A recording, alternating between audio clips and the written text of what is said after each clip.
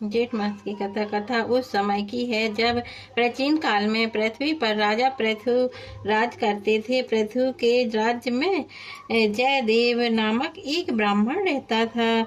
ब्राह्मण के 4 पुत्र थे। चारों का विवाह हो चुका था। बड़ी पुत्र वधु गणेश चौथ का व्रत करना चाहती थी।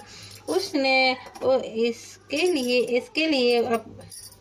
इसके लिए अपनी सास से आज्ञा मांगी तो सास ने इनकार कर दिया। जब भी बहू ने अपनी इच्छा अपनी सास के आगे निवेदन की, सास ने अस्वीकार कर दिया।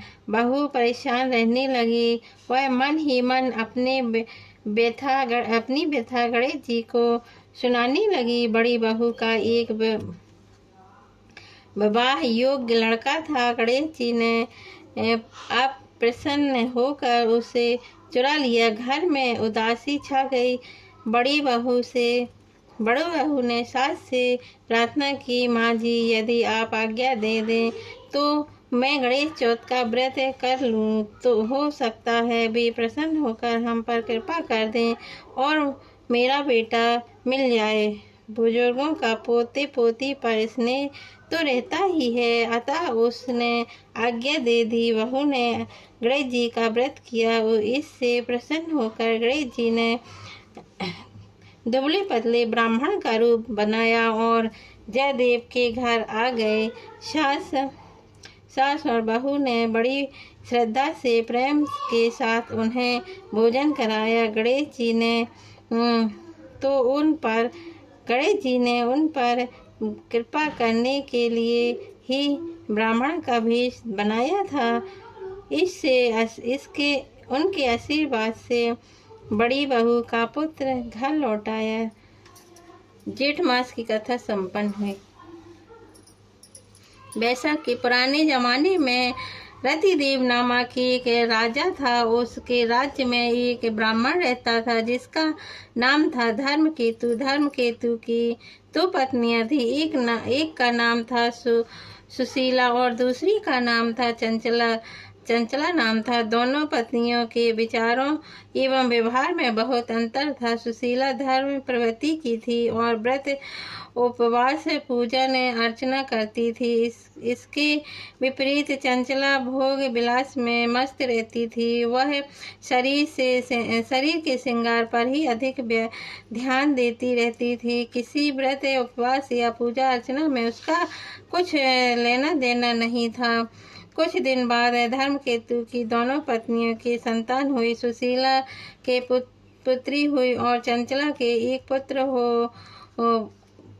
ने एक पुत्र को जन्म दिया। चंचला सुशीला से कहती रहती थी, सुशीला तूने इतने व्रत उपवास करके अपने शरीर को सुखा लिया, फिर भी तेरी लड़की हुई। मैंने कोई व्रत उपवास या पूजन अर्चना नहीं की, फिर भी पुत्र को जन्म दिया।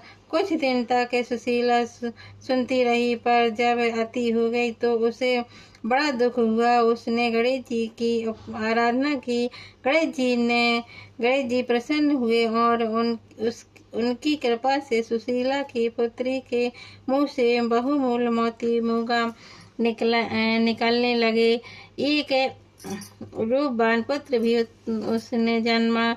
सुशीला का ऐसा सौभाग्य जागा, चंचला के मन में जलन होने लगी। उसने सुशीला की बेटी को कुएं में गिरा दिया, पर सुशीला पर तो गणेश जी की कृपा थी। उसकी बेटी का बाल भी बांका नहीं हुआ और वह सकुशल कुएं से निकल आई।